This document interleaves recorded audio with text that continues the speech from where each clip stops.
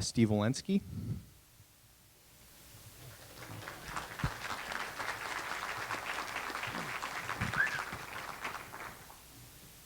Well, welcome and thanks for coming up country again. We certainly are pleased to have this second meeting in our area, and we hope to use it wisely and with the usual courtesies that we afford all guests. As you know, I previously submitted both verbal and written inputs. I hope you got the written stuff. What I'd like to do today is introduce you a little bit to my constituents, many of which I guess are out there. We're newcomers, we're old-timers, we're originals. There are people from the Miwok community here today to talk to you. Ranchers, loggers, environmentalists, doctors, clerical workers, artists, business owners, teachers, and yes, goat ropers and lawyers, and the latter two in that order, by the way.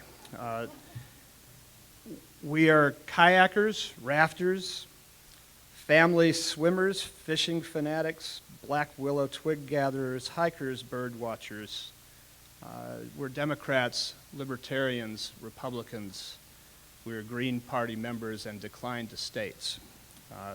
What we have around here is a history of lively disagreements and, over all kinds of issues and iconoclastic points of views. So I would very much like to thank you for somehow bringing us all together on an issue like this tonight.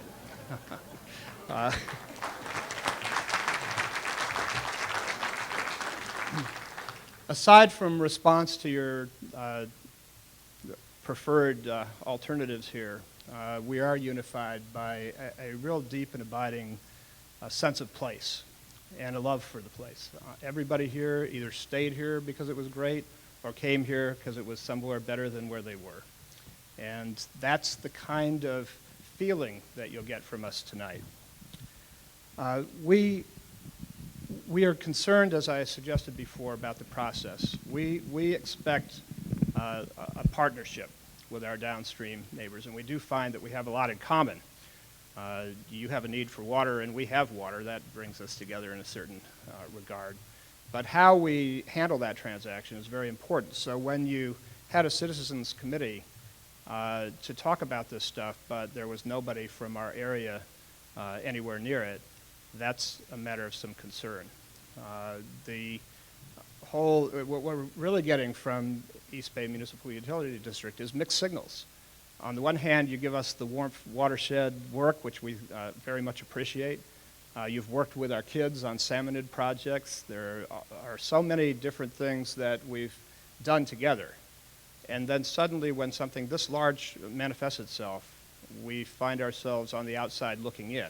And even these last meetings were almost afterthoughts. The meeting that went furthest east was the Stockton meeting that had 4 people in it. As you can see, we're more numeric in a certain way, that is, in the level of caring that we have here. This dam, this dam as a preferred option is wrong in a whole lot of ways, and I'll just quickly list them. The cost to build dams is extraordinary, and it's in the hundreds of millions to 1.6 billion is the numbers that I've been hearing on this thing, and that should make us think very carefully. But that's not even including the mitigations to the Highway 49 bridge, which would have to be replaced, the loss of our Middle Bar Bridge, the things that you may have to mitigate should add cost and be carefully considered. Secondly, the safety of our people needs to be considered. We have people in Paloma who right now have the Middle Bar Bridge. If there was a fire going from west to east, which by the way is prevailing winds, people would be coming up against the Middle Bar Bridge to get out.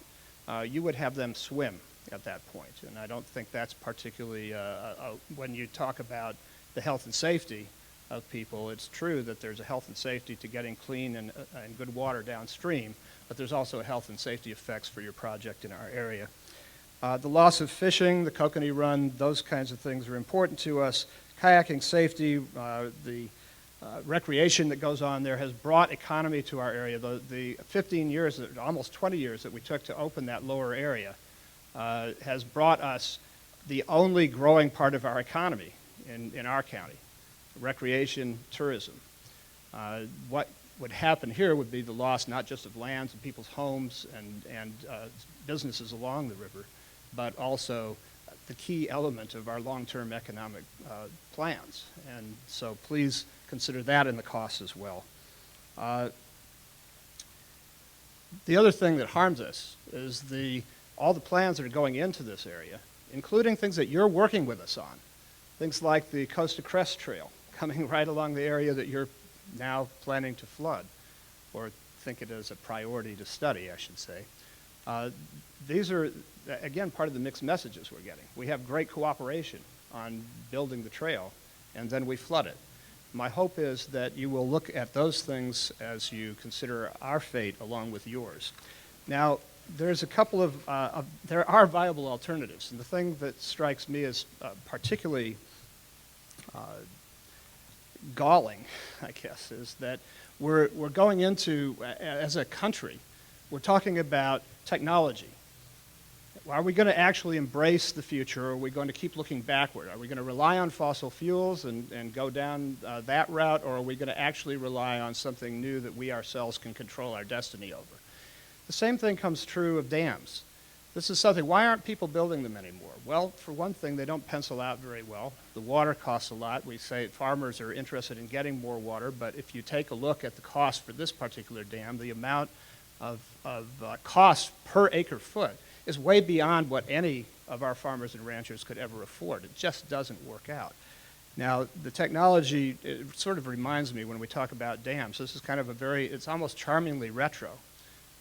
It reminds me of a bumper sticker that I saw, which I thought was kind of a, might be not exactly true, but it was a comment on technology. It said, "A strong America should invest in dirigibles."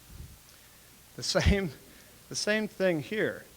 We've got alternatives like this. Number one, conservation is not just something that happens down in the bay, and I applaud you for the list of things that you're talking about there. But conservation is also a question of how we manage this watershed. If you look at the fact that we have all these harvested areas that are now growing up as plantations and need thinning, but there's no management in either the BLM or U.S. forest or private lands, I would think that the people of the Bay Area would consider a partnership with us, since we've laid off virtually the entire timber industry, and the two last mills in our area have just been announced for closure.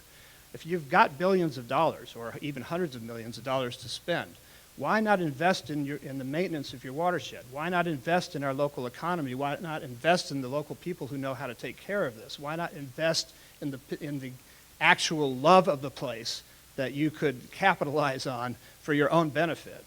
Why do this kind of harm to us when we're ready to be your partners in those kind of areas? We can do forest stewardship like no other place. And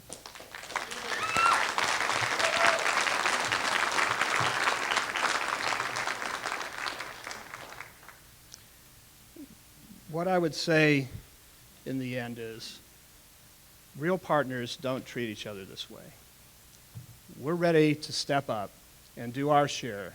The quality and quantity of water, when you talk about climate change, has a lot to do with carbon sequestration in the Sierra.